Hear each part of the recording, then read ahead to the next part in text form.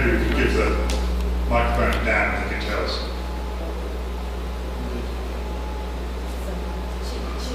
Tuesday at 1? Yeah. Tuesday at 1. Yeah. Tuesday at 1. The answer is Tuesday at 1. Yeah, there will be an event in the Protected Planet Pavilion where we'll be launching them with a brief sort of 15-minute presentation. At the same time, I think we're also launching parks as well.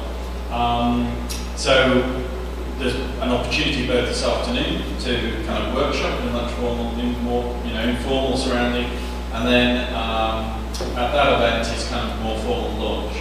While I've got the microphone, I just wanted to say one thing about the kind of marine thing, and this kind of relates to the various kind of comments from the floor. So I actually view how we apply the categories in the marine environment as a journey.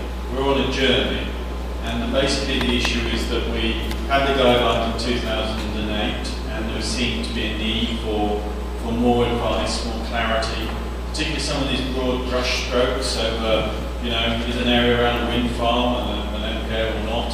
And then the reality then is that I think there'll be further journeys we need to go on. The locally managed areas and things like that is one aspect of that. And I think this is the same on land actually, in terms of other areas regionally where you might want to see how things relate and put it into the language, if you like, of the particular perspective that we're taking.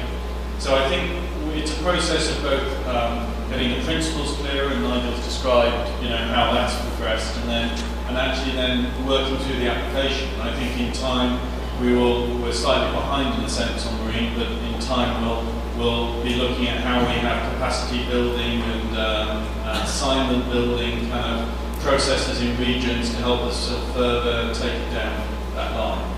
So the marine stuff is very much kind of, this is where we've got to. I think it provides a framework. We'll hear about that this afternoon and at the launch.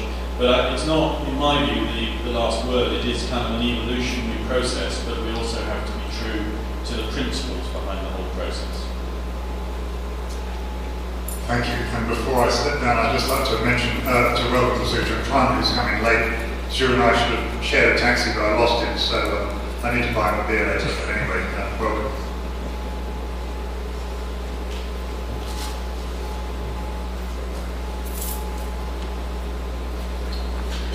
So, don't forget Nigel's offer of beer, that's important. Somebody's lost a mobile phone. I've left it there for the timings. Oh, very good. Good afternoon again, everyone. I'm Peter Shady, and really pleased to be here at the campus and to have such a good varied audience here. What we want to do, I guess, is build through the campus the opportunity to have this debate that's already started on the floor. And what we're going to do now is hear from a number of countries about their national experience in terms of assigning protected areas categories. So the key emphasis here is on the assignment process and what's involved in that. The first point really picks up on a point that Dan was just making. We are on a journey. We've got 40 years of thinking about this. In fact, the first efforts to deal with this issue go right back to 1933 at a conference in London. So we've been talking about this since 1933. That's impressive. We know protected areas are a growth industry, so we know all of the stuff about increasing numbers of areas. We know we really need to understand much better how they function collectively. And we know they're being used for an increasing and varied set of purposes.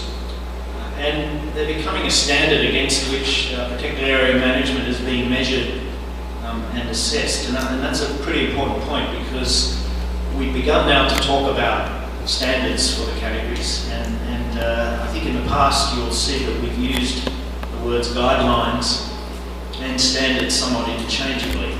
And I think we need to be a little bit more focused on how we separate those out. And I think this particularly speaks to the points being raised about, it's one thing to assign the categories, are we actually achieving the sorts of standards we may have envisaged for that.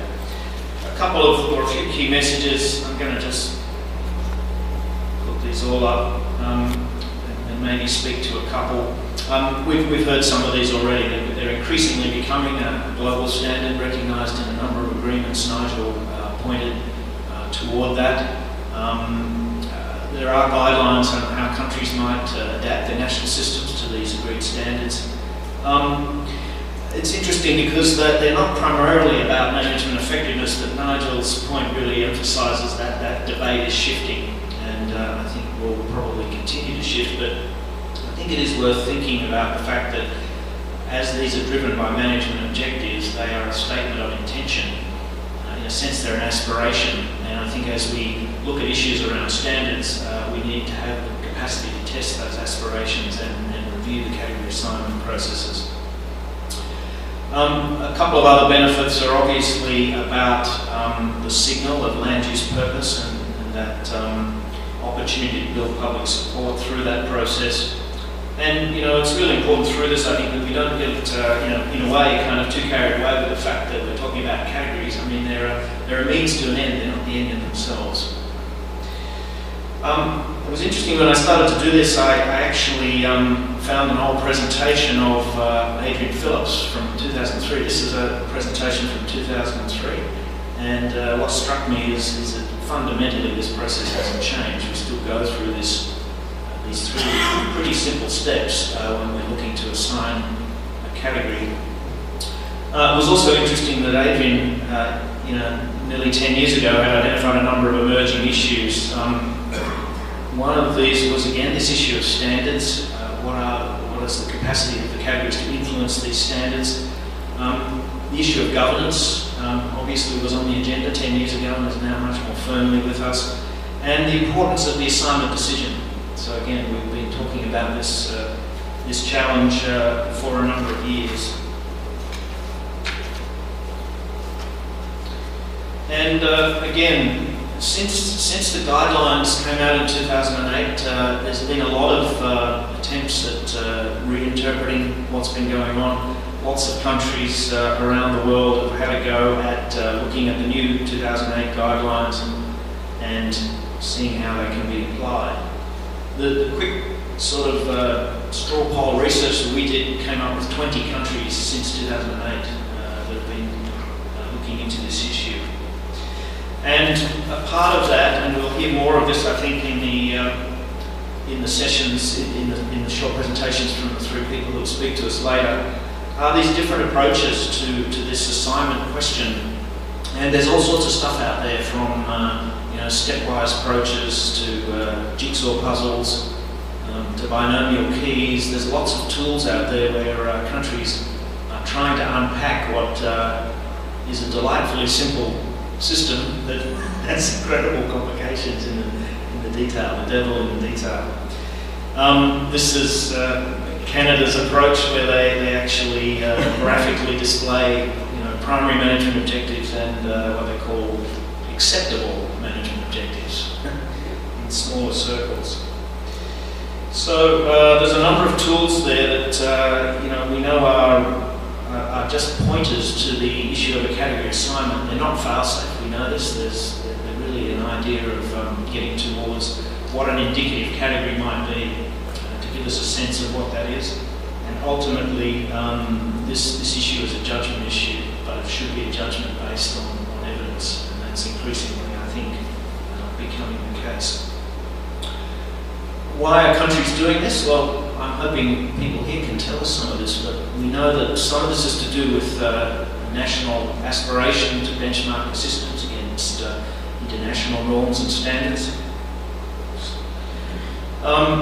There is this issue of protection. IUCN's position is the categories are not hierarchical. We don't make these distinctions, but the reality is that in some cases the change of category can signal to the community at large and within government and other managers a stronger sense of protection. In some cases it's linked to funding, directly tied. The issue of statistics and reporting, the increasing need to do that. Increasing need for systems planning, coming up with systems which are much more robust, much more flexible and open to more sustainability and I think more relevance. And policy and legislation, where we're seeing the categories being used much more, or strongly referenced in a number of policy and legislative documents. The project that we've been talking about a little bit, Sue has introduced. It's through the support of the Green National Park Service. It really derives from their interest in the assignment process that's gone on in this country. And we've been working closely with UNEP-WC and the Protected Planet project and initiative. What we're trying to develop here is seen very much as a companion to the 2008 guidelines. They will be completely complementary to that.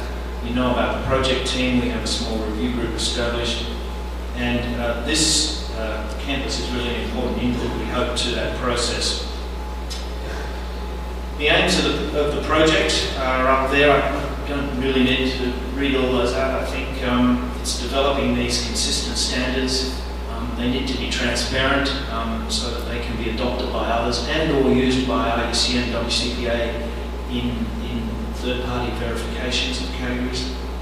And we'll be looking to really tease out some of the explanatory notes and diagnostics that link to the assignment process. And just the last point related to this interesting idea of IUCN and WCPA playing a role in verification is that there will need to be some thought given in terms of the modalities of that and how that might operate, to talk about a little bit more. This is completely extracted from the 2008 guidelines, and what we're really simply doing is trying to elaborate this existing process. So nothing is particularly changed from that. Diagrammatically, we're starting to look at it in this way. First of all, this fundamental question of whether the definition has been ticked or not. Looking at how protected area is managed, and therefore an indication of which type of category best suits this, best matches this management. And I think this is the point where a number of these tools, some of the stuff that I flashed up, will come into play to give a sense of which category applies here to be tested later. The governance assignment issue is built in there as well.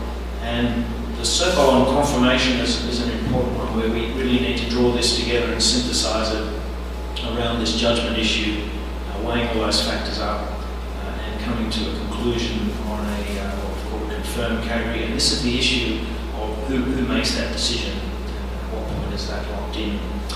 And the reporting process obviously is a part of who makes that decision, who is accountable for the formal adoption of a category for individual protected areas or a system of protected areas. The last one is verification, deliberately in a different colour. We see this as a kind of optional extra, I guess, to an assignment process.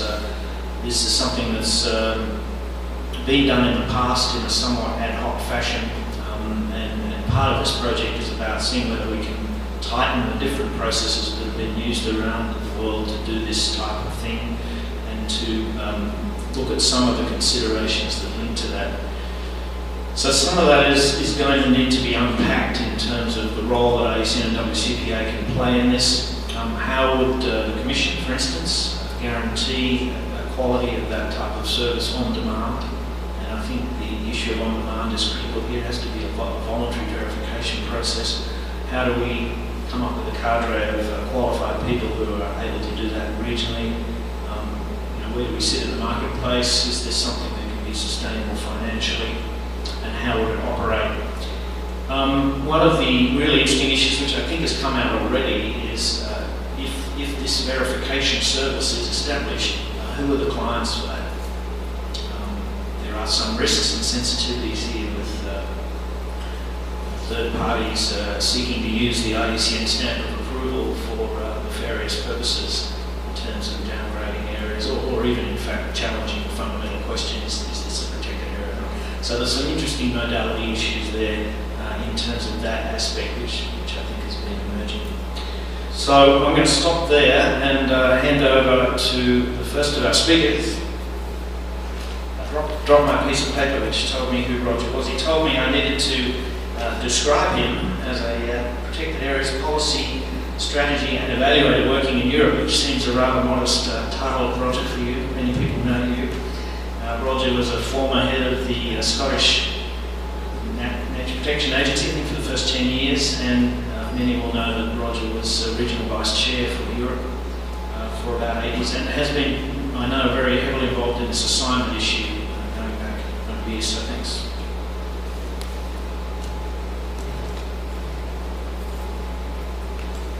Thanks very much indeed. When I first became engaged in protected areas, I thought the categories were something for the technocrats and should be left to them. I now find myself spending more time on this issue because it's become, to many people, much more fundamental. I want to give a couple of examples. Firstly, the work we're doing on categorisation in the UK as part of the team, and work that we did earlier in WCPA Europe, where we tested a certification and verification system in Austria. I don't want to go over ground which Peter has already talked about, but why a lot of people have approached us in WCPA in Europe to use the categories is that they want to be part of what they see as an international standard. I mean, it's quite interesting actually. If we look at important products of IUCN, we always talk about the red lists on the species side. We're beginning to talk now about the categories guidelines as being an international standard on protected areas. And I think that's it's still in the state of evolution, as previous speakers have said, but it's being recognised by potential users as an international standard. We want to provide data that's accessible to all. It's not a technocratic thing. Because it's on protected planet, it means it's accessible to all. But why should we in the Commission be involved? Because we want to provide a more objective, comprehensive approach than has often been applied by people like me and my former colleagues in government agencies and ministries where, to be perfectly frank, it was rubbish in, rubbish out. A couple of years ago, we got our heads together, the team of Sue Stolton, Nigel Dudley, Adrian Phillips, and myself. Why did we think that we ought to be doing something? Well, if you looked at the entry in the World Database on Protected Areas, I mean, to say it's totally inadequate is an understatement. It was disgracefully bad, which is pretty poor given the work that colleagues based in the UK have done on the category system globally. There have been no independent assessment, certainly from my time as a CEO of a state organisation. I knew there were bureaucrats in some central ministry in London which were just writing numbers in boxes without any understanding of what the categories were, and they didn't even know what protected areas were. So we were very embarrassed that the UK was so far behind. There was also major questions about, well, are all our so-called designated nature areas, and there are a raft of statutory-based ones, but also ones that are more informal. Are they really protected areas under the IUCN definition? And with the added point that the two types of sites coming under the European directives on wild birds, special protection areas, and under species and habitats, the special areas of conservation, how did they fit into the categories system at all? So to try and stimulate the activity, we wrote Nick Lapukine a letter which he then signed and sent back to us to kick off this process. And I think that was quite important to get our protected area community back home to recognise that we had to up our game, to put it crudely. How did we do it? It was basically, I think we were allowed to call ourselves an expert group, got together, but we drew up some funding from the various government agencies, either in kind or in cash. This funny little symbol here is the Sibthorpe Trust, which is a charity that I chair, a new IUCN member. We shoved in some money as the lubricant to get it moving. but there were no criteria or inhibitions, if you like, from the funders that we had to do it in a certain way. In fact, the CIPTHOR funding specifically stated we had to have proper open debates about the issues which we did. We got consultants working for us. Needless to say, that proved a pretty disastrous one. We had to sack them because they weren't really up to the job. We've now got a consultant who is in the room now, who is working on it, Chris Marr. We deliberately opened this up to talk to the protected area community, both within the government sector and in the NGO sector. Because in the UK, the NGO sector is a major owner and manager, what I suppose globally we call private protected areas. We had to have interaction with UNET WCMC in Cambridge, and we persuaded, in the generality at least, organisations to do assessments.